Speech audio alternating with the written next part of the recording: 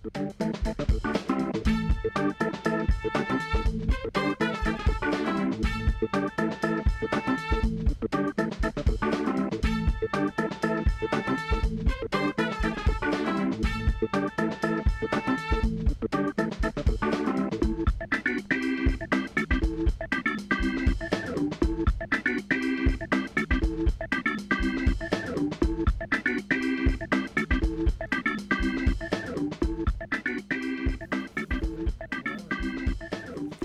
evening, ladies and gentlemen. Welcome to Exit 168 Variety Show. And tonight we have a very special show as we preview the 2017 Jamboree.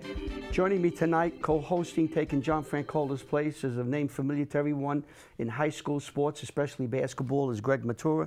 And Greg, I want to thank you for coming tonight, taking time out of that busy schedule of yours, and help us with the preview of the 61st Jamboree. Thanks very much for having me. This is going to be a good one. We have the committee members here tonight who went through the arduous task of seeding the teams. We're going to talk to them. We're going to talk about the 23 teams that were seeded. And then after we talk with them, we have two coaches coming in, Mike Doherty and Kevin Kirkby, with some of their players. So you're going to be here a long time. You have no dinner plans at 9, 10 o'clock, do you?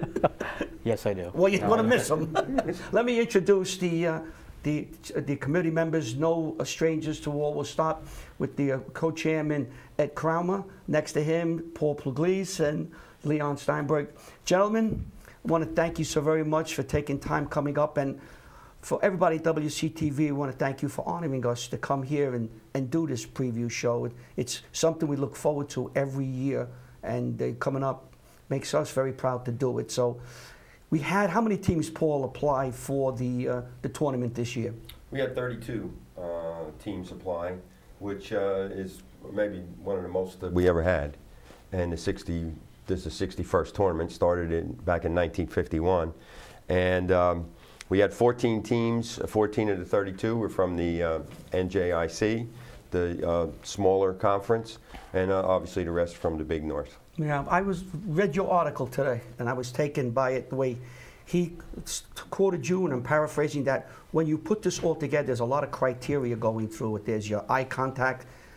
You see a lot of games. When do you start looking at these teams in scouting? Probably during scrimmages before the season actually starts. We kind of sneak out and see some scrimmages, but there's 6 members of the committee, obviously Ed, Leon, and myself. We have Chris Annabelle, Rookie Corcoran, and John Ryan. And we're all basketball junkies. We just love watching games. And once we get close to the season, the texts start flying and the phone calls start flying, and we communicate constantly over these last several weeks before the selection last Wednesday.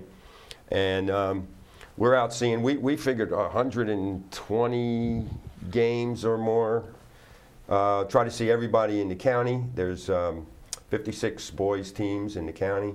We try to get to see every team, and then obviously some of them multiple times. That's what you meant when you talk about eye contact. You have to literally see the team and get an idea. Yes. Well, to take Paul's point just a little bit further, the one thing we start to do when we get into the last week or two is Paul develops a spreadsheet, and we track who's seen what teams along the way. So when we get to that last week or two, crunch time as far as the committee is concerned, we make certain that anyone that's in the running, if we haven't seen them, we make a point of getting into those gyms the last week to 10 days so that we can say, and we can unequivocally say that one member of the committee, at least one member of the committee, has seen every team that applied to the tournament of the clubs. Yeah. And most of them that didn't. So we get out there and we try to do our due diligence. And then when it comes down to the meeting, our meeting was Wednesday evening. We have Jim McConville, who helps us out with the stats. He does a real good job. We also have Chris Gaskin, who's our BCCA liaison, along with Tom Curry. And we get down to trying to figure out who's going to be in and who's not. And every year it's the same thing. The toughest part is who doesn't get in. Every team that we could say is on the bubble has a pretty good argument, and then on why they should be in. And it gets down to, you know, strength of schedule, head-to-head competition, but the eye test, as you mentioned, is real important to us. And that's one of the things that we talk about a lot. And we might say, you know, Leon, listen, you know, would you go see this team? I want to get your opinion on what you think. So besides records, a lot of people look at the records, and besides rankings, you know, Greg gives us tremendous amount of statistics, gives us all the games. We have sheets which has every team, every score, every game that they played this year. And then what we'll also do is we'll also do some research, and Jim McConville helps us with this a lot, but we do our own research to try to find out when the teams play schools out of county, out of area, you know, from other states. We try to get some background on those teams too, to try to figure out strength of schedule kinds of things like that too. So, and it's a labor of love. We Oh, you have to do it. We love this. Yeah, we how love many doing this. How many games, as you covering for the record, how many games do you see approximately before the Jamboree starts? Before the Jamboree starts, What do you well, figure? I'd have to say an average of around 5 a week. Times, I mean, I've had days where I saw 5 in one day, 4 or 5 in a single day.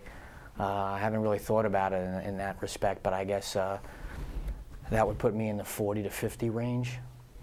Well, the bonanza for us, and we see Greg, the bonanza for us is over the holiday period, where I think Greg probably did see 5 games a day on several of those days between December 26th and New Year's. And those are the times when we get to go out and catch multiple games, see multiple teams play in action during that period. Well, let me just say, what's amazing to me, and I'm not saying because he was here, but not only does he cover the Bergen, he also does the Passaic. I saw your articles about the Passaic. So he's out all over. Did you? I know John does this all the time with me. He'll call me and he'll try to run through the top 5 teams. Did you, in your mind, have an idea of the top 5 teams in your mind who you thought might have made it? The top 5 seeds? In seeding. Did you have an idea? Because I told Paul I could give him one. I could probably say 1, 2, 3, and after that I was lost. I felt that coming into the St. Joseph Teaneck game this past Tuesday night, that it was going to be Bergen Catholic and Bosco, and then the winner of the St. Joe's Teaneck game would get the 3 slot, and then they would have their discussion if St. Joe's did win, where to put Teaneck. Do you put Teaneck based on their body of work to this point? Do you factor in the fact that Leandre Washington returned after sitting out the first 30 days? And I felt that they would put them in at the 4 slot. And then after that, I really had no idea. That's what I told. We talked, and I said, listen, I think I could maybe give you the top 4, but then after that, I leave. It's up to you guys. You figure it out. And you did a great job. How long did it take you from the beginning? Well, we started at 6. We took care of some business. We have some business that we have to take care of, and then we probably got going 6:45 or so, and probably 3 hours or so later. It's not the 5-6 hour marathons that we used to have, because we communicate so much. That's good. You know, a lot of it comes down also to once we decide who's in and who's not, and then we decide on the seeds, then we have to go ahead and we have the restrictions that we move teams off of a seed line, maybe, because we can't have any team start the tournament playing against an opponent they've already had, especially a league opponent. And we also try to avoid, even if it was an independent or a tournament, Christmas tournament or some other event, we try to avoid having anybody play a team that they've already played. And that sometimes moves teams, you know, a slot or 2 or 3, and then it becomes dominoes sometimes. This year, we didn't have so much dominoes because it just kind of fell into place a little bit. We had to move a couple of teams around. And that is always difficult, because I know some folks will a lot of the fans and the players and the coaches will look and they'll say, okay, this is where we think we belong. And then when we have to move them off of the line because of the conflict, maybe a team gets moved ahead. And that's a hard thing to do, because then you know, why are we seated behind this team when we beat them head to head and that kind of stuff. So yeah, I know. I remember you explained it to me a number of years ago. I said, "Oh my God, you could have a team fall quite a bit. Let's say, I'm not giving you a number, but you could have a couple team fall 2, 3 slots to make sure they're not playing somebody in their own division." And I'm sure down the road years ago, had to happen once or twice. Yeah, we try to avoid that as much as possible, and we try to shuffle teams around as much as possible, but it's a tough restriction. Now, that restriction is not yours. That restriction comes from the Coaches Association? Yeah, it has been the Coaches Association a few years back, not a long time ago, but a few years back, we had a couple of teams that had played a very difficult league game, and then a day or two or a game later, they were playing each other in the Jamboree, and it was a difficult situation. We actually got requests from administration to try to avoid that, to try to avoid those types of conflicts. So on top of everything else, you got a couple of restrictions you have to navigate through. This year, not much of a problem. Not too much. Not too much. Again, you can make an argument for teams to be in different spots, and you can make a real good argument. But at some point we've got to make a decision. Got to pull the trigger. And we go by league record and all that stuff. And a lot of times, we walk out of the meeting, feeling that, well, we could have done it the other way, but there's no perfect scenario. All you got to do is watch the NCAA selection, and you hear for forever, and they've got all of the resources in the world at their disposal. You're always going to have that. So why don't we go through the 23 teams? You'll take it out. Greg and I will ask you questions if we have anything. I don't know how many questions I have. He might have one. Ed, Leon, please jump in with the information, and we'll start from the 23rd team in the Jamboree, and the show's now yours, Paul. Thank you. You're welcome. I can sit here and molest now. We can take it easy. To take a break. We take a break. Relax. You better not take a break. We need you. We need your input here. Go ahead. Okay, so we picked 23 teams, and the 23rd team by no means that they're the bottom of the list. Again, that's the way it has to go.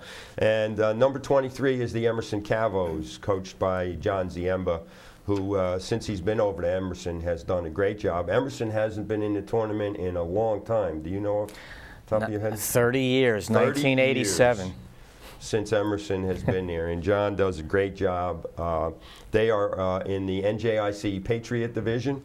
They will play Riverdale in the first round, and they're one of their top scorers has a pretty familiar name. His name is Aiden DeVario. For those of you who know, Coach DeVario, and his son's doing a great job over there. Also, John Dime is another one of their leading scorers. This is the first time in, as we said, in 30 years, and they were 11-4, which was met the qualification. I didn't mention, the Coach Association requires us to accept teams that have a 650 winning percentage or better. But Emerson really coming. John's doing a great job there. He did a great job before when he was at Fort Lee. Yep. And we don't expect to see another 30 years before Emerson's in the tournament. Next on the list. And before he goes to number 22, in terms of that 650, we had 18 teams in the draw that are 650 teams, and then 5 what we term at-large schools. So again, that'll play into the conversation, I think, as we go along through the evening. So. Okay. And number 22, the Glen Rock Panthers, 9-3, coached by Jason Middleman. He's been there for a few years, done a real good job. Glen Rock has been in the tournament recently and has made some noise in the tournament recently. They're tied for first in their Colonial NJIC Colonial Division with Elmwood Park.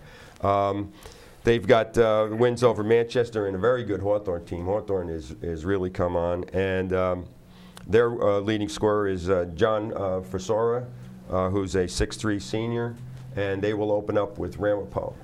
Okay. Next, number 21, the Hasbrook Heights Aviators, coached by Mike Sabula, who was a player there, if I'm not mistaken, was a very good player there. They're 11-3. They're in first place in the NJIC Meadowlands division at 7-2. They've got wins over Woodridge, Rutherford, St. Mary's. They lost in single overtime to Elmwood Park. They lost in double overtime to Beckton, and they also lost to a very good Patterson Charter team. Nico Regis, a 6-foot senior, is their shooter. He's a good three-point shooter, and they've been very impressive all year long. They've done a great job. I saw their game against the double overtime game at Beckton, And the Regis kid hit 6 threes in that game, and he hit big threes in both overtimes to extend the game. So it was a great game. I talked to Mike a little bit afterwards, and it was just a great small school rivalry in that gym that night. It was a fun game to be at. Chris Annabelle and I remarked all night long what a fun game it was to see. So. And Hasbrook Heights opens up with Ridgewood tomorrow. Which we'll look forward to that being a real good game. Number 20, very, very familiar team in the tournament, the Cresskill Cougars, coached by Mike Dodo, who does a great job. And Cresskill, they started out slow this year, but they've come on real strong. Until last night, I think they got beat last night. Lost to Saddle River Day. They had won 8 in a row coming into that game. Also out of the Patriot Division, Cresskill Emerson out of the NJIC Patriot Division. Creskill's come on real strong. They had won 7 in a row. I'm sorry, they had won 8 in a row until last night. Harrison Lucibello is a real good guard for them, a junior, and Luka Radovic is a good player for them, another junior. Expect them to play real hard, at hard-nosed man-to-man defense, run their offense to death. Creskill's very good. Their 3 losses were to 3 tournament teams, Saddle River Day, Dwight Englewood, and Pascack Hills. That's the Cresskill Cougars, number 20. Number 19, the Becton Wildcats. Becton hasn't been in a couple of years, I don't think, but they're 11-4. They're in second place in that Meadowlands division. That's with Hasbrook Heights and Woodridge and St. Mary and Patterson Charter. Real good small school division. Dan Hannes, 6'1" senior, is one of their best players, and Justin Roseborough, a 6'4" junior, another tough inside player for Becton. And Becton's going to open up with Northern Highlands, and we expect that to be the real war. Wasn't Justin Roseborough, was he a athlete of the week? He was. He was, definitely was. Yeah, he had to play very well. Yep. Yeah. Okay. Okay, moving right up the list. Number 18, the Elmwood Park Crusaders, 10-3 under leadership of Kevin Toohey, who's been here for a few years, does a great job. Elmwood Park's going to be, very athletic, very quick. They're in first place in their Colonial Division of the NJIC. They've got wins over Manchester, Hasbrook Heights, who's in the tournament, and Glen Rock, who's in the tournament. They got a couple of tough losses to Hawthorne, Fairlawn, and Eastern Christian, who's pretty good.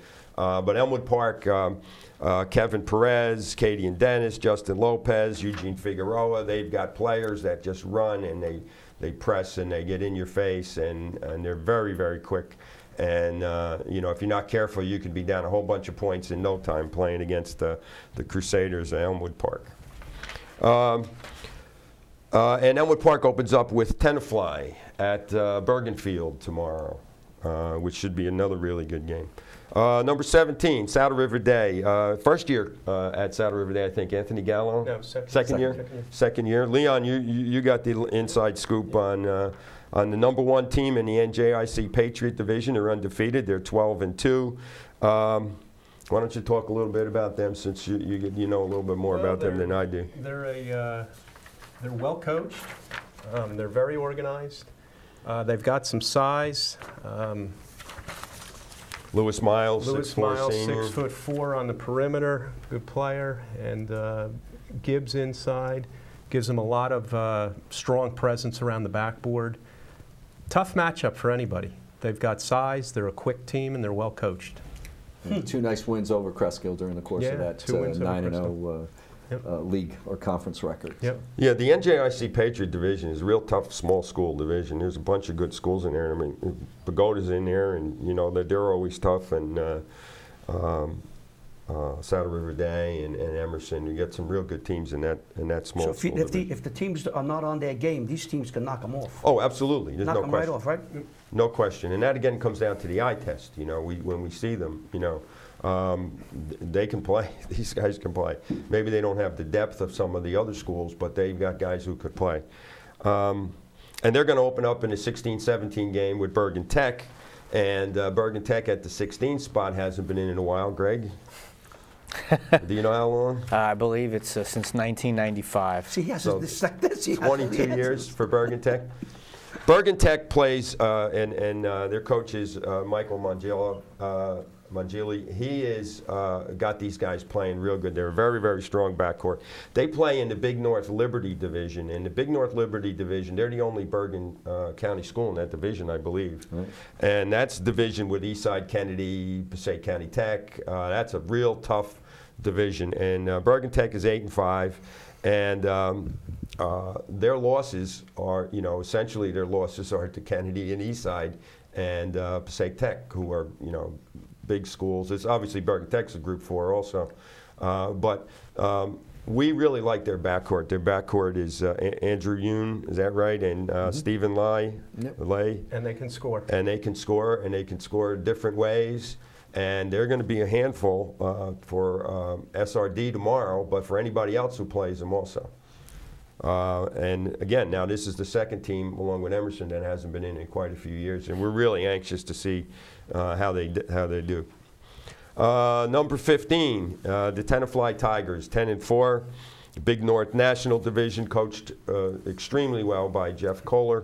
I'm going to turn over to Ed. Ed knows a little bit about the Tigers. This is Jeff's third year. It'll be his second trip to the Jamboree, and for a school that's only been in the Jamboree 11 times since the inception of the tournament, that's a nice little start for him. He had spent 15 years as the very successful girls coach before he shifted over to boys. And he starts a mostly underclass. 4 of his 5 starters are underclassmen. Max Weiner, Antonio Bonilla, Johnny Angbaza, and Eric Brashadsky are the 4 kids, and all of them are capable of scoring 10 to 15 points any time out. And they play in a very difficult national division, Old Tappan, Teaneck, and Pascack Valley, so they should be pretty well tested coming into the first round of the Jamboree tomorrow. And they've won, I think, 6 of their last 7 or something like that. A bit of a roll, yep. They lost to Old Tappan, Snyder, Teaneck, and Pascack Valley, so you can, strength of schedule, that's pretty tough. Tenafly Tigers. Next team, very interesting, number 14, is Northern Highlands. Very, very strong, physical, aggressive team coached by Mike Stone out of the Big North Freedom. Ryan Starr is their leading scorer, 6'2" junior. They've got wins over Hackensack and Pascack Valley. And Highlands was one of those teams that we saw, and when we take the field and we kind of group them, some 4, 5, 6 teams we put together in a group, and we suggest, okay, these teams are the first group. This is the next group. This is the next group. And when we grouped Highlands in the group that they were in, they were competitive with everybody, and we just felt that this team is gonna show very well in the tournament. Mike always does a great job. They're a real handful to play against. They have a hard schedule, and they had not played as well near our selection time over the last couple of weeks. Yeah, they had a few losses down the stretch. But against all quality teams. Yeah, Old Tappan, Pascack Valley. They played North Bergen, who North Bergen threw in a 35-footer at the buzzer to beat them, and North Bergen is good. Ridgewood, Teaneck, Ramapo. They're playing very, very tough schedule. That's Northern Highlands. Number 13, the Fairlawn Cutters, coached by Kyle Sabella out of the Big North Independents. Another team like Bergen Tech that in their division there's not too many, if any, other Bergen County schools. Same thing as Bergen Tech. So they're playing a lot of schools that are out of county. But the Cutters are 10-4. They've got wins over Wayne Valley. Beckton's in the tournament, Elmwood Park. But again, another tough division that they're in, a lot of strong schools. Darius Sokish, 5'9" freshman, who's doing real good job for them, and Patrick Snow, the 5'10" junior. They're going to open up with Cresskill, and I think that's going to be a real battle. I think there's going to be it's going to be tough to call that one. They're fast, they can shoot, and they can score. Those 2 kids that Paul mentioned hit 10 threes in their win earlier this week against Lakeland, so they obviously can fill it up from beyond the arc. Number 12 on the list is a perennial in the tournament. Ridgewood Maroons, 8-6 under Mike Troy. Mike's been there for a few years, doing a great job. They're in the Big North Freedom Division. We've seen them multiple times. They're a Group 4 school that has solid fundamentals. Kids play real well. They play under control. They don't turn the ball over. They move the ball real well. They force the other team to defend for a long time each possession. Tommy Carver, Michael Schroeder. Michael Schroeder's 6'7" junior. He's tough inside. Carver's a 5'8" junior. He handles the ball real well. We saw them against Teaneck recently, and Teaneck can pressure the ball. And Ridgewood handled the ball. They didn't turn it over. They didn't beat Teaneck, but they gave Teaneck all they could handle, and forced Teaneck to raise their level in order to beat them. They had a real nice win in the holiday tournament against Pascack Hills in the finals of the all groups, which was a nice win. And they're very strong junior class, so we're going to see them for next year at least. And they're going to open up with Hasbrook Heights. Number 11, the Ramapo Raiders, 8-7. Joey Sandberg, been there for the last few years, doing a good job. They're in the Big North Freedom Division, another real tough division, tough especially from physicality. They make you earn everything. You score against them, you had to earn it. They don't give up anything easy. And Joey's got a bench. He uses his bench. He uses a lot of players. And it doesn't seem to fall off much when he puts somebody else in the game. Casey Hunt, 6'3" sophomore who can shoot. He can fill it up. Jason Oppler, a 6'3" junior. And we could go down their whole roster. Everybody contributes. And they're all very, very strong, physical, quick. They play full court to three-quarter court man-to-man defense. They get right in your grill. And you can't be sloppy with the ball because they'll take it away from you. We saw a great game early on in the season with Hackensack. They beat Ridgewood, PCT, Old Tappan, Northern Highlands, Wayne Valley. They lost to Hackensack in the game that we saw by a point on a very, very late basket, and PV, Teaneck, and North Bergen. Again, a team that one of the other things that we look at a lot is their out-of-conference schedule. Who do they schedule when they have an opportunity to make a choice? And Ramapo always plays up. They always play very tough schedule. Played in the Finn Classic just a week ago against a team from Brighton, Massachusetts. Brighton, Massachusetts, yeah. Had a real close game with them, and again, they're going to be battle tested when they come into the first round of. Yeah, they play hard, they hustle, and it's a young team, and they get after you, so it'll be fun to watch. Number 10 on the list is the Riverdale Golden Hawks at 10-4 under Ronnie Van Saters, and what a great job he's doing. I mean, some of us really enjoy seeing those teams that have a plan and run that offense, run their plan, and Ronnie Van Saters does a great job. These kids pass the ball, back screen, back cut, fake the ball, bounce pass, pass and cut. I mean, they do all those things offensively that that a lot of us like to see, and they make it real difficult for somebody to play against them. Matt Monahan, the 6'3" senior, big, strong, tough guy inside. Great fundamentals. He's a tight end. Is that what I heard? Both Monahan and Estevez are names that you'll remember from the football season from their state football championship team. So, and they have a couple of other kids that can also play in the perimeter. To support Monahan. And they feature the inside. You know, they work the ball until they get the ball inside, and when he gets it inside, he's a load. He's tough to handle. They beat Ridgewood and Pascack Hills. They split with Pascack Hills, actually. Lost to Pascack Valley and Dwight Englewood, who are in the tournament. They're more of an old school team. They've got a post game, and they look for it. And a lot of it revolves around him inside. He's got good footwork. He's got real good hands, and they play inside out as opposed to most teams nowadays playing outside in. Mm-hmm. Number 9 on our list is the Pascack Valley Indians, and Al Coleman's been there for a few years out of the Big North National. They're the first team to get a bye in the tournament, so they don't have a game this weekend. They will play in the 8-9 game next weekend against Hackensack. They come in as one of the hottest teams in the tournament. They've won 7 in a row, I think. I don't know what happened last night. They lost to Old Tappan in a great game. A great game last night. Okay, they had won 7 in a row coming into our selection show. Matt Vassell, 6-foot senior, and Michael Lynn, 6'5" senior. For the Indians, they started slow. I think they might have been like 1-4 or 1-6. 1-6. 1-6. No, Well, they have 6 losses now, I think. But anyway, however, they started slow. They only won and didn't look like they would be back in the tournament as they have been for a lot of years. Pascack Valley's usually there, but they came on real strong and have beaten Tenafly, Ramapo, Northern Islands, Ridgewood, Riverdale, and again, their losses were early on. So they have 3 scorers. The backcourt's been together for a while with Matt Vassell and Legend Dominguez.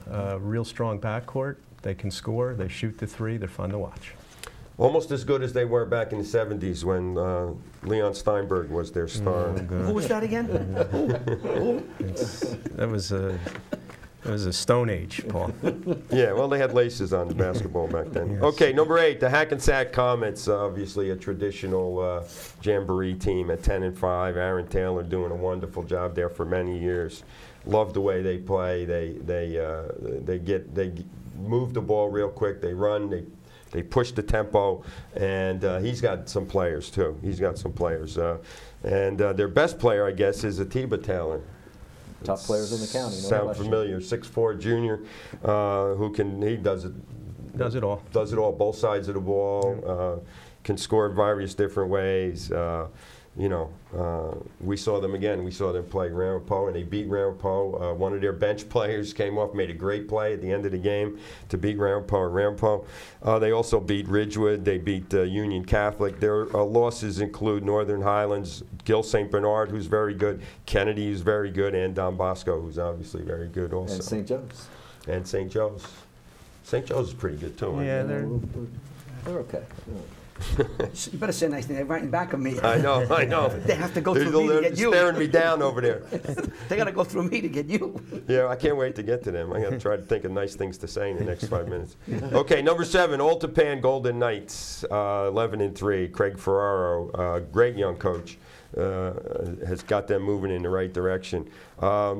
They've got at the Big North National. They feature Justin Minaya, 6'6" senior, and Kevin Eford, 6'5" senior.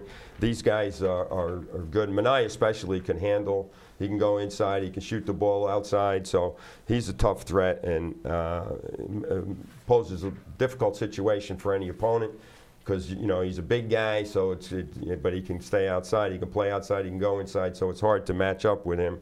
And Seaford does a great job cleaning up inside, and he's tough.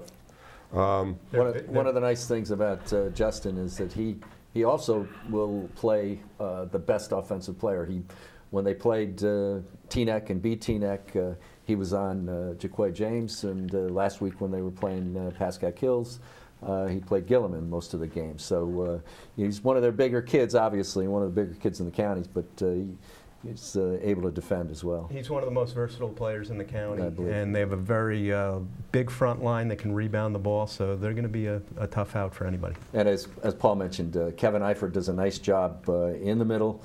He really single-handedly put the game in the right direction when they did beat Teaneck. He scored 6 unanswered points, stretched the lead from 3 to 9 in just 30 seconds, turned the game around completely in their favor.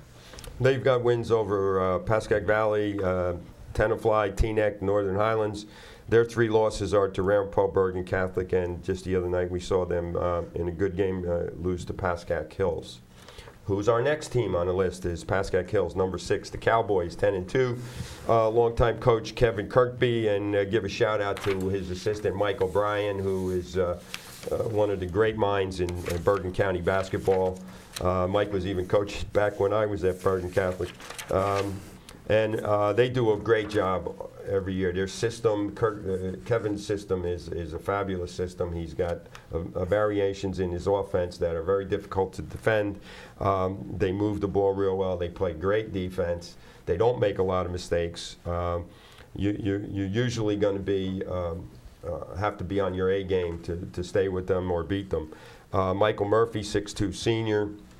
Nick Grolmain, 6'1" senior, among their better players. They've got and wins. he's an all-county player. Right. Nick Gillermain is an all-county player. Returning all-county player. Beat Riverdale, Cresskill, and Old Tapan, and their 2 losses are to Ridgewood and Riverdale. So those are all tournament teams. So expect the Cowboys to be making some noise in the tournament. Number 5, Dwight Englewood at 13-1. Dwight Englewood is out of the new NJIC Liberty division. They're undefeated in that division. And their first-year coach is a name that has been around the county for many, many years, one of the great gentlemen in the county, Bob Rudolph. And we were actually really glad to see Bob get the job because he's such a real good guy. He's got a great mind for the game. And they've got some really good young talent. They've got Tyson Etienne, a 6-foot sophomore, and Jordan McCoy, a 6'3" sophomore. And these guys, there's a big upside to this team, and they're young, and they don't have any fear. They don't know anything enough to be afraid of anybody. So they just go and play, and they're real good. They got wins over Cresskill, Bogota, Riverdale, and a great win over St. Peter's Prep. I remember the team last year. We sat here. We talked about Dwight Englewood. Now we know Jordan McCoy from Westwood. He was played in the Westwood Rec. And when he went there, we discussed last year all the freshmen they had. Yeah. And I think we said, you know, give them a year or two. Well, they're maturing. These kids, and I watched that. This is one team I watch constantly because I remember what we talked about last year. And these two kids who are freshmen now, are sophomores, are only going to get better. I noticed that Jordan's been scoring a little bit more over the last couple of games. So this could be a very tough out because they are getting better and better. Have you seen them, Greg? I have. I'm very impressed with them. They're a lot of fun to watch. No disrespect towards the lower seeds, but I am looking forward to watching Dwight Englewood go at it with Teaneck. Huh? Yeah. Huh? And, I think Leon saw their only loss, which was to Kennedy. By 2. And I think Leon, with a little bit of foul trouble. They had a little foul trouble with their star player, and otherwise it might have been a different outcome. But they're real strong. This team here, Dwight Englewood, the star is rising. It's going up. The curve for this team is going way up. They're going to make noise now and years from now with these kids the way they're playing. Well, yeah, absolutely. Absolutely. And Bob does a great job. Bob and the kids are lucky to have him. He has tremendous rapport with his players. I'm looking forward to seeing them play. That's one team I'm looking forward to. I haven't seen them this year yet. Okay, number 4, the Teaneck Highwaymen at 10-5, Jerome Smart, and they're number 2 in the Big North National. Obviously, they've got a great history in the Jamboree in recent years, and they've got players that have a lot of experience in the Jamboree, all the way down to the semis and to the finals. Jaquai James, 5'8" junior, who could score anywhere on the court. And they just got Leandre Washington back. He just got eligible. He's a 5'10" senior. He can also, I mean, it's a very tough backcourt Teaneck has. And they also have Pierre Sau, who is a 7-foot junior. So we were asking before we started today, when was the last time there was a 7-footer in the county? I don't remember any 7-foot. 6'8"? Yeah. Billy Pulse. Billy Pulse, maybe. So Teaneck is, you know, traditionally Teaneck runs. They're going to run and shoot. They're going to play. They're going to pick up high. They're going to press you man-to-man. They're going to try to steal the ball. They want to create that tempo, and they do a very good job of it. They're going to get the Fairlawn Cresskill winner. They've got wins over Pascack Valley, Tenafly, Northern Highlands, Ramapo, Ridgewood. And they lost to St. Peter's Prep, Hudson Catholic, and Old Tapan. Teaneck Highwaymen. Well, now we're into the top 3 in the tournament, and we're going to start with the number 3 is the St. Joe's Green Knights, 12-3, under excellent tutelage of Mike Doherty, recent Bollerman Award winner. In the last few years, Mike has been there forever, and that's why the Green Knights have been real good forever. They're in that Big North United, which is, you know, one of the toughest divisions in the state. They've got a whole bunch of good players. Chauncey Hawkins is here, Joe Ratty, Isaac Hippolyte, and a whole bunch of other guys. I mean, they got a lot of people that could play. They're very strong. They make it very difficult for anybody that wants to try to even get off a shot, let alone a good shot. And you know. And they're the defending champions. Defending Jamboree champions. I think they've won 8 in a row. Is it 8 in a row, guys? 8 in a row. So. And didn't Mike play in the Jamboree? Yeah. Was Mike in the Jamboree? Mike was in. I don't want to say the year, but he got in for a minute or two. Mike won the Jamboree. He won the Jamboree. That's right. Yes, he did. Yeah. We don't want to say. What year, Mike? 1981. Yeah. 81. I wasn't going to say the year, but. Among their many good wins, they beat St. Mary's Elizabeth, they beat Wayne Hills, Eastside, Teaneck, et cetera, et cetera, et cetera. And St. Mary's one of their losses, I think, is a pretty tough loss. They lost to St. Anthony's. So the Green Knights can play, and as defending champs, it's their trophy. Somebody's got to have to take it from them. Yep. And St. Mary's Elizabeth was a ranked state team at the time, right? Yep. So, you know, I'm looking forward to seeing somebody's going to have to play amazing to beat St. Joe's. Number 2, Don Bosco Prep comes in at 13-1. Of course, Kevin DeVario, another recent Bollerman Award winner. Kevin does a great job. They're also in that Big North United. Marcus Earlington is an all-around great player for them, 6'5", junior. I really like the guard, Charlie Bergen. Yep. He can handle the ball under pressure, and he gets the ball to the right place, keeps their offense in good stead, and usually receives with their schedule, usually receives tremendous pressure and handles it. He's the quarterback. And when I saw them both times, he hit a couple of big threes. He doesn't look to shoot a lot, but you know, he kind of lets the shots come when they're the right ones. But he can shoot the ball also. They're a big, skilled team that plays very hard every possession. And they have one loss. They lost to Bergen Catholic. They beat Gil St. Bernard, who's real good. Kennedy. They beat a great St. Joe's team. They beat Ridgewood, et cetera, et cetera. So Don Bosco Prep is obviously going to be one of the favorites in the tournament. And that brings us down to number 1, to the Bergen Catholic Crusaders, 13-2 under Billy Armstrong. By the way, all of these records were going into the tournament. Doesn't include last night's contest. They're in first place right now in the Big North United, I believe, which of course, as we mentioned, is Don Bosco, St. Joe's, DePaul, and Paramus Catholic. Their losses, they lost to St. Benedict's and Notre Dame from Connecticut. Number 2 team in Connecticut. Was their number 2 team in Connecticut. And by one at the buzzer. By one at the buzzer. Benning, of course, is a great player for them. Last year he's a 6'3" senior. And then they have, the Italian connection, Benelli and Stefani. Benelli is 6'8", and Stefani is 6'3". Those are all seniors. They've got a lot of size, 6'7". They got another 6'8". They got a 6'9". I mean, they've got some players.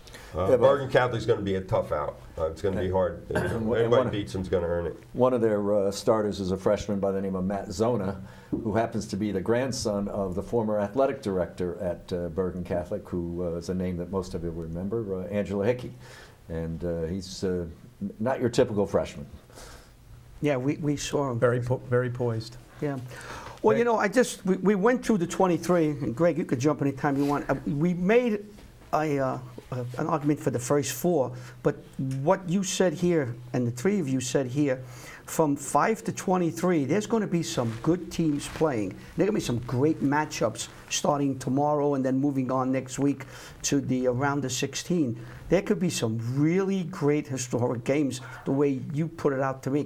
I know some of these teams, but I really don't know them like you did. You feel the same way? These games in the middle are going to be really I do. I think even Saturday's first round is going to be very entertaining. We've got 7 NJIC schools playing 7 Big North schools. And the NJIC is going to be trying to make a statement here. They're the underdogs, the lower seeds in all 7 games.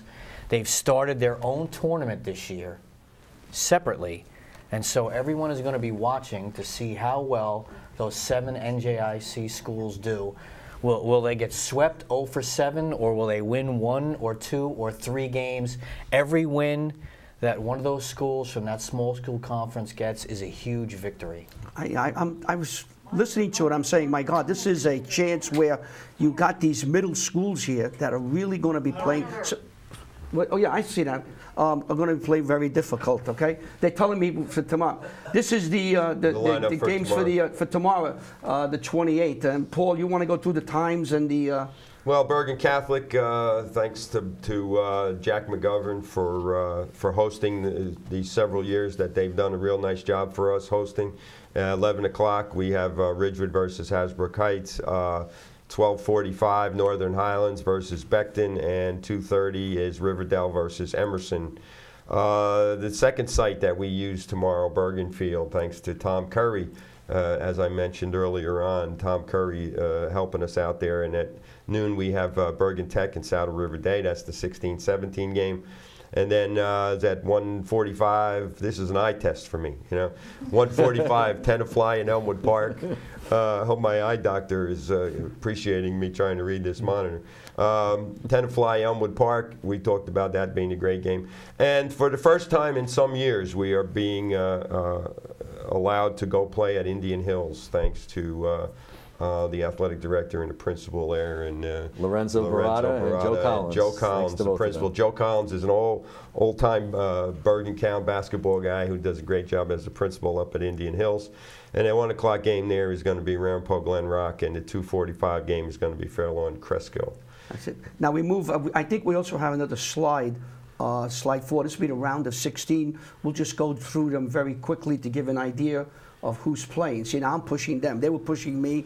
Now I'm pushing them. Well, in the round of 16, we want to put a shout out to Northern Highlands, Bob Williams, for helping us out there. That'll be a week from tomorrow.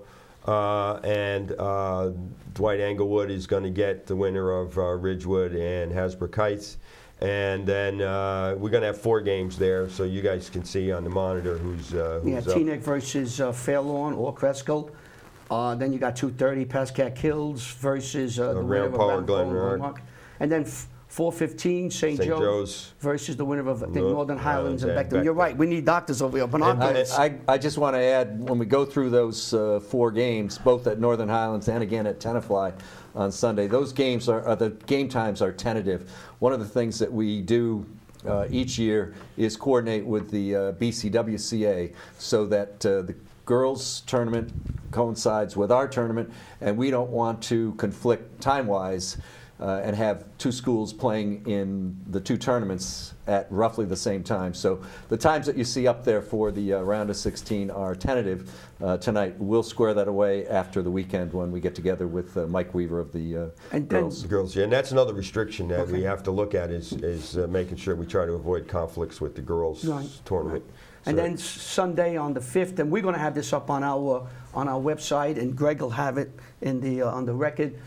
You start 10 o'clock on Sunday. Otapan versus the winner of Riverdale Emerson, and then 11:15 Don Bosco versus the winner of Tenafly Elmwood Park. 1:30 Hackensack versus the winner of Pascack Valley, and I don't know who the next one is, number 9.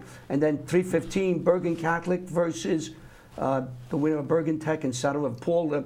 Hackensack, Pascack Valley is the 8-9 game. So they don't. I see. That's right. The 8-9 one. Yeah. I beg your pardon. And thanks. A little shout out to Dan Kilday at Tenafly for hosting. They do a fabulous job. Our hosts in the first 2 rounds do a great job for us, taking care of all of the details and making our job easier. And then, of course, after that, we go on to the road to Rothman, as Larry and John say. The road to Rothman starts tonight. I'm in my car. Yeah. And here it is up here, the Bergen County Jamboree schedule. February 12th is the quarterfinals. I believe the following week. Following Sunday. The following Sunday will be your semifinals. Semifinals, and then that Friday the 24th. will be the finals. That's the finals, and then we're on. Now we're officially in the car when our road to Rothman. Road to Rothman, and shout out to Kathy Liggett and our friends Bruce Hamburger. And Dave Miles, all the people at all the folks over at FDU. What a great job last year when we made our return to FDU. Boy, we're so thrilled to be back there. And also, the arena gives us a capacity of 4,000. And one of the difficult things we hate to do is when we have these big games and we have these wonderful crowds, we have to turn people away.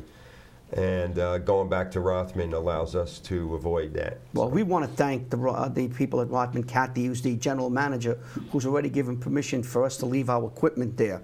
That's a big plus for us. We don't have to carry it back and forth.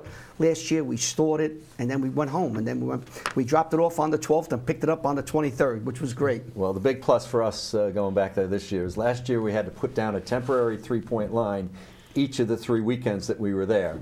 Which was a little bit of there was a little bit of anxiety associated with that.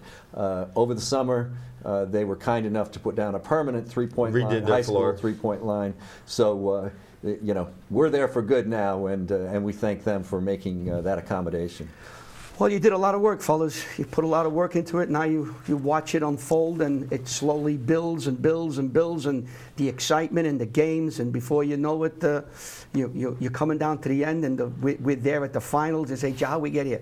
But like I said, the games that you've put on that we're going to be seeing tomorrow and then next week at the Northern Highlands and Tenafly, there's going to be some great games there, and I urge everyone who's listening to this to go watch these games. Not only do you see some great games, but maybe you want to just talk about it, the support the fans give and the benefactors give go to back to the schools. Well, thanks, Larry. I was going to mention that. All the proceeds for the tournament go to the BCCA Scholarship Fund, the Lou Lanzillotta Scholarship Fund, and the scholarship is given to every school of the 56 that we mentioned. Each school gets a $500 scholarship.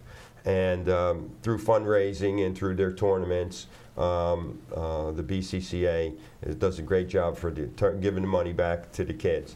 So anybody who comes out to the tournament, you can feel pretty comfortable that your ticket prices are going to go to a good cause. And Jamboree is one of the largest fundraisers for the scholarship fund in the Bergen County Coaches Association. And all those people out there that like to be a contributor and be a sponsor of the Bergen County Jamboree, just find these gentlemen and be a sponsor. The money goes a great way. It helps a lot of people, helps a lot of kids, and you'll enjoy the games. The games are absolutely fantastic. A lot of excitement. One final note too about the championship game. Last year, the kids from St. Joe's received the first Mickey Corcoran, Ed Strohmeyer championship trophy. And so we're really happy to be able to do that again this year and for the years to come in memory and honoring really the two architects of the Jamboree, Ed Strohmeyer and Mickey Corcoran. So. That's true. Well, it's our honor to be in this position, to follow in their footsteps. Yeah, two great men. I got to meet them and know them very well. Leon, last word? Well, you know, for Mickey and Ed, it was really about the kids. And so we're honored to continue this. It's their legacy, and it was always about the kids. Well, thank you very much. I just want the people to know, Greg and I know a little bit of the amount of work that you put in, the hundreds of hours, man-hours you put in to put this tournament on. This tournament doesn't go on by itself. It's a labor of love, and it's months, if not years, the whole year of working, thinking about it, trying to tweak it here, improve it there. It's a lot of work, and you said it, Paul, it's a labor of love. You have to love what you're doing, and the bottom line is, in the end, the kids who are standing in back of us and all their brethren who play get a chance to get helped, and that's great. If we could help in any way, we'd always be happy to help. Okay, so we're going to let you leave now, and we're going to bring in the stars, the real stars of the show. We're going to bring in guys. Two coaches, Mike Doherty and Kevin Kirkby, with some of their players. We're going to talk to them, see what the Jamboree means to them, and try to get some more information out of Mike Doherty, exactly when he played and everything else. We try to get something out of him. We'll be right back as we clear this off.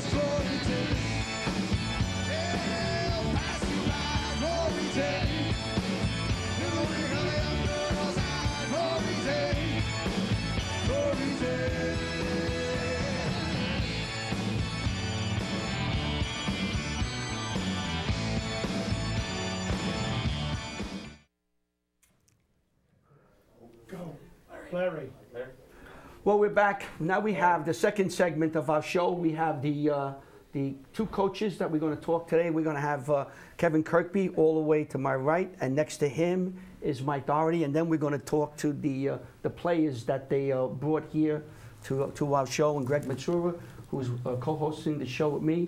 We'll discuss the Jamboree with them. So the year went by. We'll start with you, Mike. You played in the Jamboree, and now you're coaching it. Last year you won it. How special is it to you, this Jamboree?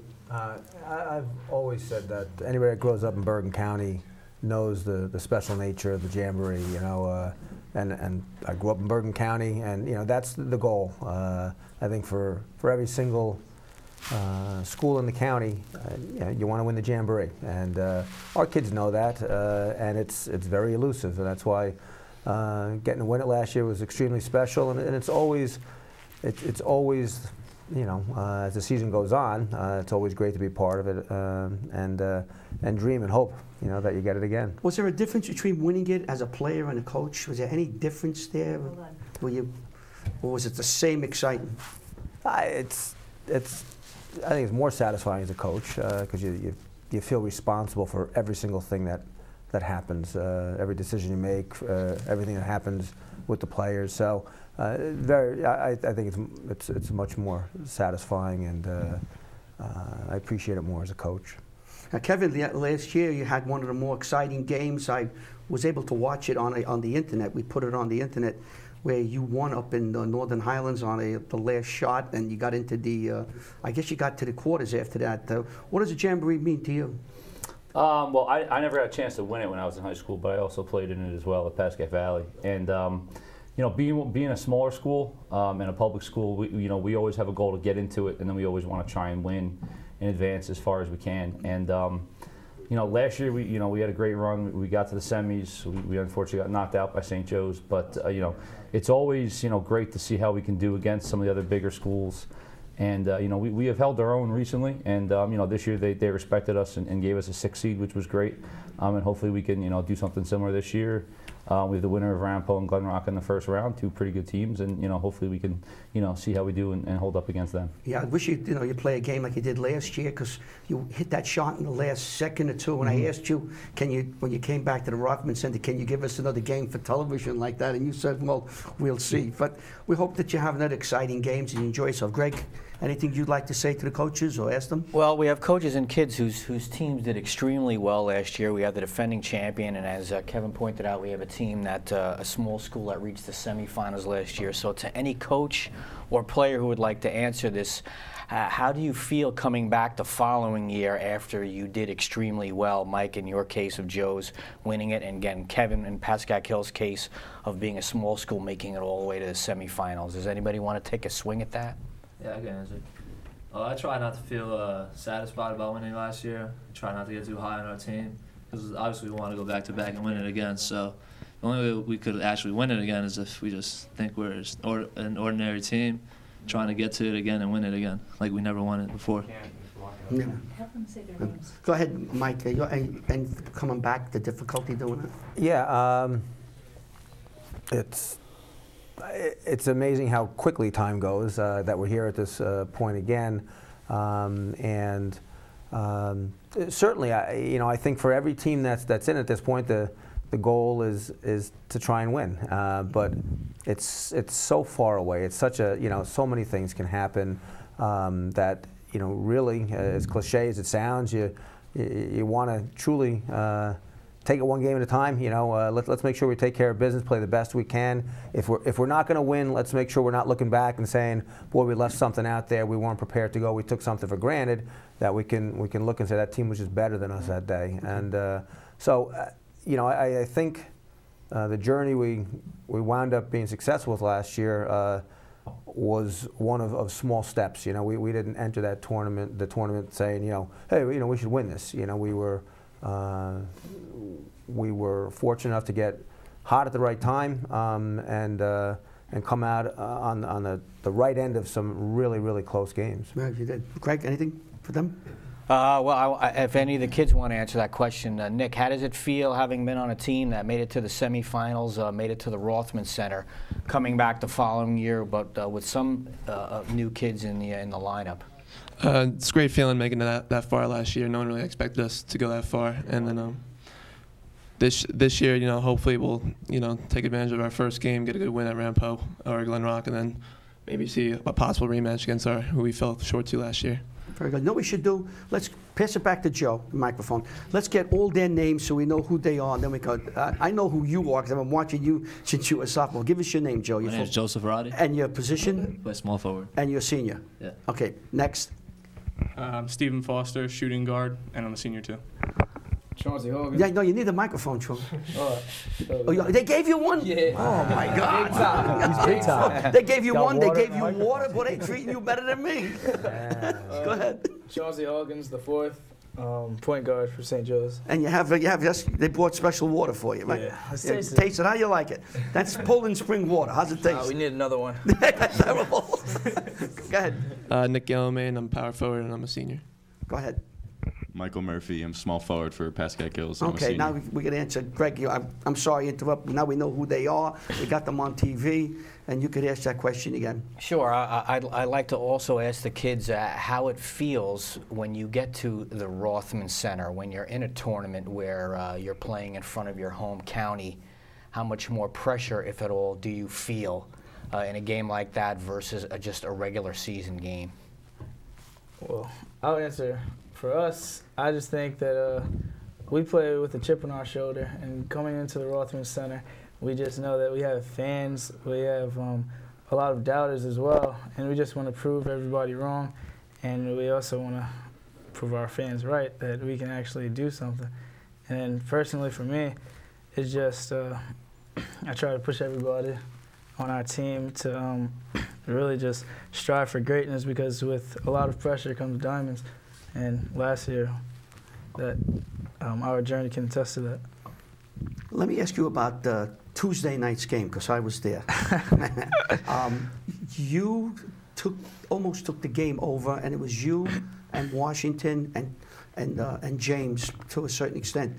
Did you feed off the crowd, like Greg was asking you, that the crowd was into it and you got into it and you were really, looked like you went to another level, another height to play that game, that quarter, and they needed you to play that level? Did you feel yourself going up, up, up as the game went on? Nah, not necessarily. You played the same way? Yeah, I just felt that because with the blood and the shirt and everything.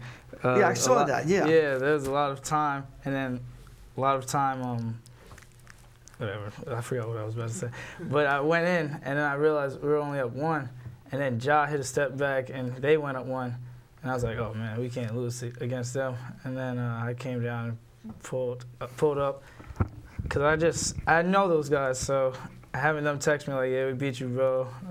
That was a great game between you and James, and then Washington picked it up, and you were going back and forth, and you changed your jersey, you had a different number. I don't know what you were trying to do there. I knew who you were, but I know what happened. It was a great game. It was a great game. It was a good game. Now, Kevin, this year, what game gave you a satisfaction to say, I think we understand what we want to do here, and we're playing to a level that I'm happy with? Or have you gotten there yet? I think our win against Old Japan kind of reassured me. You know, this is a group of seniors. You know, we've been waiting for them since they were in 7th grade. You know, they're a very, very talented group of kids. And we had come out, we'd won a bunch of games in a row, and then we lost at home to Riverdale, where we kind of, you know, we just kind of fell apart a little bit in the second half. And the next game we had to play against was Old Japan. And it was one of those where I think we were 8-1 at the time, and we lost to Riverdale, which made us 8-2. And if we lose to Old Japan again, then all of a sudden our great start is now kind of 8-3, and we've taken a step back. And you know, we came out after halftime against Old Japan. We were down by I think 8. I think it was 23-15. And you know, Jason Schill's been a 3-year varsity player. You know, stepped up big time for us. And you know, these two guys have been playing phenomenal all year. And it just kind of showed, I think, what we can do. You know, it kind of got me back to, you know, the confidence I had in them from, you know, all the work that they put in the summertime and the fall and whatnot. So. Wow. What's your first name again? Michael. Michael, is there a game that you remember that stands out in your mind where you played very well and you enjoyed. When you went home, you said, "Boy, that was a good game." Well, I agree with Coach. The game against Oltapan, we came just off the loss of Riverdale, which was our second loss of the season. And we came into the game against MVOT. We were kind of bummed about the loss, but we knew that if we buckled down and we played like we knew we could, that we could beat them. And like Coach said, we were down by 8 at half. And I think we ended up winning by like 8 the game, so we ended up winning by 16 in the second half. And it just shows that we're like a good second half team, and that if we play good together, me, Gilly, and Chill, and we can handle the scoring, then our team just meshes well. Okay, Nick, I'm not going to ask you the same question. What's the best part of your game? If you had to explain to me the best part, tough question. Other than putting the ball in the basket, what do you like doing the most? I'll probably say driving. I think I'm a better driver than I am at shooting. So driving, I've been noticing a lot this year that people have been collapsing, sometimes getting double teamed down low. So it's easy for me to just drive, kick out to guys like Murph and Shill, and they'll do the rest. So. Were you always good at it, or did you have to work at it? Driving, I don't know. Did it come natural, or did you have to work at it? The good thing about, I would probably say natural. I mean, the good thing about driving is like you don't have to practice it. It's kind of just like, it's kind of tough to practice with nobody in front of you. Yeah, shooting, you really got to practice. Driving, I just kind of just do it, hope for the best, and then if I got nothing, I'll kick out, and they'll usually hit the 3. How's defense? You like playing defense? I talked to a number of kids come here. They love it. One of the kids said, well, I want to play defense. I love defense. I don't have to shoot. Okay. Well, Coach has been on me for defense. I'm sure with Coach. Yeah. I'm working on it. I like to hope that I'm getting better at it. As a team, I think we've been playing very well defensively. Coach Doherty is smiling because his teams, since we're doing the game, we know him, always predicated on tough defense. So he's sitting there, he's smiling, shaking his hand. Hey, now I'm going to ask Chauncey to take the microphone and ask him, what part of the game do you like the best? And I try not to take the mic. They mic you. Keep forgetting. Yeah, go ahead. What's the best part of your game? What do you like? I like playing defense, and I just like getting everybody else involved, because passing the ball and watching the other guys shine, you get an assist as well, but they also get to make the shot, and then it just boosts everybody else's confidence, and we play better together as a team. I would say of these two schools that over the last several years that these are two of the better defensive teams. St. Joe's, I give them the award for best feet. They have tremendous footwork in taking away the baseline, helping out. And I would say that Pascack Hills has the best hands. They know not to reach, not to commit stupid fouls 25, 30 feet from the basket. There's a lot of teenagers who think, well, if I can just take the ball from my man 40 feet from the basket, I'll have an easy layup going the other way, and they wind up committing stupid fouls that puts the other team at the foul line a lot sooner than they should be. It's true. Defense, and we know both of you predicate. Let me ask a quick thing, come back here. Everything comes off defense. I always hear this when they talk about basketball. Defense is very important. A lot of times we go to the score and we say, oh, Nick scored 25 points, and we don't see the defensive plays that he made. Defense is number one with both of you. Mike and then Kevin. Right. It is. You wouldn't know from the final score of our TNET game. But we always emphasize to the guys, and I think they buy into it, that your defense is a product of your effort and your hard work, and that's something you can control. You can't always control if that ball's going to go in. You want to be mentally ready and you want to shoot well, but sometimes you have games where the ball just doesn't seem to be falling. But we always emphasize, if we're given that defensive effort, we're going to, we have a shot to be in it at the end, and then anything can happen. And we have a veteran club. We've actually got 11 seniors, so they're a product of 2 and 3 years of what we're trying to develop, and these 3 guys, certainly I think live that. Chauncey, Steve, and Joe all work extremely hard on the defensive end, and that I think is always going to give us a shot to be in it at the end. Okay. Thank you. Greg said you got the best hands, but I think you have one of the best systems, and based on the offense cutting, but defensively you put a lot of work into that. Yeah, the kids buy in. That's what I like Coach Doherty said. We stress, you can't control. You might be missing shots, but if everyone's missing shots, but you're digging on the defensive end, and you can hold the other team to 8, 10 points a quarter, you still got a chance to win. And that's what I love about we like Coach. We have 11 seniors also, and they all buy into playing defense. And You know, I mean, Nick's a returning first-team All-County kid, and I think the best part of his game that he's improved the most has been his defense. And yeah, I'm sorry. You want to pass the mic to? Yeah, sure. Jay? What about you? Your play? I saw you Tuesday. You played Tuesday night. Yeah, you played very well. Thank you. Against Teaneck. What do you like to do? What other than shove? Everybody likes to shoot. I think I try to do all like the little things for our team, like offensive rebounding and like loose balls. Try to be like a hustle player out there.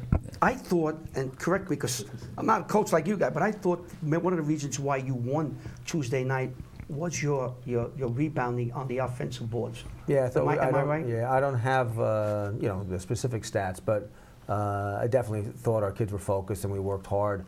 You know, I thought we took good shots, which gives us a chance to hit the boards. But you know, that's something that has been progressing as the season's gone on. The kids, you know, go to the boards well. Steve, in particular, has been extremely effective. You know, he's a 6-foot guy, but he hits the boards and rebounds like a much taller guy. Yeah, you do. Joe, get the mic. Now, I saw you, again, I go back to Tuesday night. I think you hit the first 3 threes you were hitting from the outside. You were really on. 4. I missed one. I must have been talking to the guy next to me. Yeah. I know you like, other than the shooting, is that another part of the game that you really enjoy, or shooting is what you like to do? Since I started playing for Coach Doherty, he's kind of forced me to love playing defense. Because, I mean, without defense, it's no, like, our offense doesn't work out. Like, against Bergen, we played terrible defense. They scored 70-something points. We scored 40-something points. So when we play great defense, it allows our offense to play well.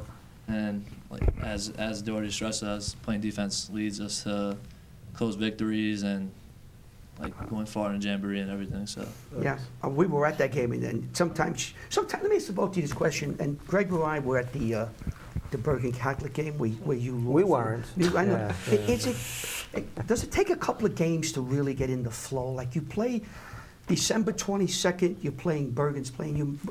Are you ready to get into that game and that kind of mentality, or do you need a couple of games or a week or two to gel everything together? If you get my question. Oh, I get it. No, we weren't ready to play. Obviously, you know, Bergen was much more ready for that type of game, and you know, that's a reflection of me. I didn't have the kids prepared, but to their credit, you know, we didn't feel sorry for ourselves. We said we're not very good right now, and the kids really dug down, and we took 2 real tough losses with St. Anthony's and Bergen Catholic. Well, you know, not back to back, but pretty close to that.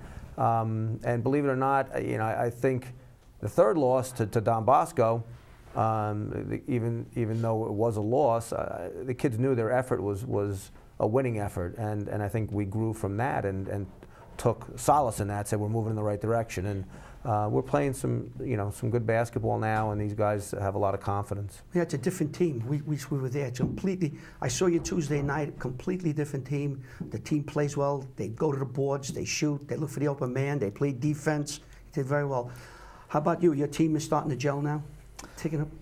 Yeah, I mean, the one lucky thing I have is these kids have been playing together for 5-6 years. You know, we're all seniors. You know, they play together in the fall. They play together in the summer. You know, so when the season started, we weren't in mid-season form, but you know, they were, you know, ready to go. And you know, offensively, we're gelling a lot more. Defensively, like I said, you know, they've all been buying in. So you know, that's made our life easier. And you know, like Joe said over there, when you have a bad game, and if you give up 80 points, you're in a lot of trouble. You know, if you can keep a team to 40. And because that's all our goal was always try and keep a team single-digit quarters. That's what we want to do for games. And if you score 45 points and you keep a team in single digits, you're going to win. And you know, and if you have a good shooting night, obviously it'll be different. But you know, I still think we obviously have room to improve. I think we always do. You know, whether it's little things, you know, we can tweak. You know, one day in practice, but you know, the kids are working hard, and you know, we are improving, and we're starting to hit our stride, I think. One more thing, and then we'll let you go. It's getting late here. I could sit here and talk to you all day, all night. You're in the Jamboree. You play now. You're going to play next Saturday. You are playing regular games, your regular season. Mm-hmm. How do you keep the 2 balls in the air, the Jamboree here and your regular season? How do you handle that? Well, for us, I mean, we're still playing because we've only played 13 games. So we still have 3 more that qualify for the states. So we obviously, our goal, I mean, we're a Group 2 school, so our goal is to try and get the 1 seed for the states. So we need to try and win out our next 3 games, which would be tomorrow against Passaic Tech, and then we have Fort Lee and DePaul. So we need to try and win those 3. But obviously, you know, we know that after we play DePaul Thursday, we have the Jambo on Saturday. So, you know, we'll try and do a couple things, you know, in practice just to focus on who we're playing the next day, but also to prepare us for what we have coming up, you know, next weekend as well. Yeah, they have something on the screen. We will be carrying both your games, the St. Joe's game and your game. Same thing with you, Mike. Next week, you still have games Tuesdays and Thursdays. Then you got to come back Saturday, and you have a game Saturday afternoon at 4:15. Right. How do you keep the 2 balls in the air? It's tough. It's something we talk about because, you know, once the Jamboree selections are made, that's the focus of the kids. And you think, all right, if there's a tournament, it's what we want to put all our attention to, and the reality is you have to learn to balance things. And so we openly talk about that, you know, and again, getting back to the old, you know, it's, you know, one thing at a time. But you hope, you challenge the kids in terms of saying how mature are we to take 1 goal at a time. And these guys have been great, and you know, we have been very consistent over the last 8-9 games in terms of our approach, and you know, I really am excited as we move forward for the counties and the states and finishing out the season. You know, I think these guys have a great work ethic, and so that's going to hopefully give us that balance there where we're not looking ahead. That's the danger. And you know, as Kevin said, you know, we're both fortunate. We've got very experienced teams, and I think that is the most helpful thing. The kids have to kind of not police themselves, but remind themselves. And so you know, we've both got some young guys that are probably, you know, giddy and not really thinking about you know, how you're going to hopefully get where you want to be. But you know, they've been in a lot of close games, as have we, and you know, Nick and Michael and Steve, Joe, and Chauncey. You know, I think they serve as good messengers for the rest of the team about focus and balancing those regular season games and tournament games. It's got to be tough, but I understand you guys know what you're doing, the coaches know what you're doing, and you're able to focus on the task at hand, take 1 thing at a time. Greg, final word, anything you'd like to add, subtract, multiply, or divide? Predictions. I want to hear people's predictions on who's going to win. Well, they're going to win. all of you who think you're going to win, raise your right hand. Go ahead, raise your right hand. There you go. No, right hand, right hand. He was facing the other way. That makes sense. Again, just very quickly, if we could put up slide 3, the games that are going to be played tomorrow at the various venues. They'll be at, I believe, we're going to play at the Indian Hills, Bergen Catholic, and Bergen Field. The games will be there. It'll be in tomorrow's record again. It'll be on our website, the times. All these games will be played. And I urge everybody out there who's watching this tonight to make a point to go out and see some of these games. They're great. You kids put on a tremendous show. It's great.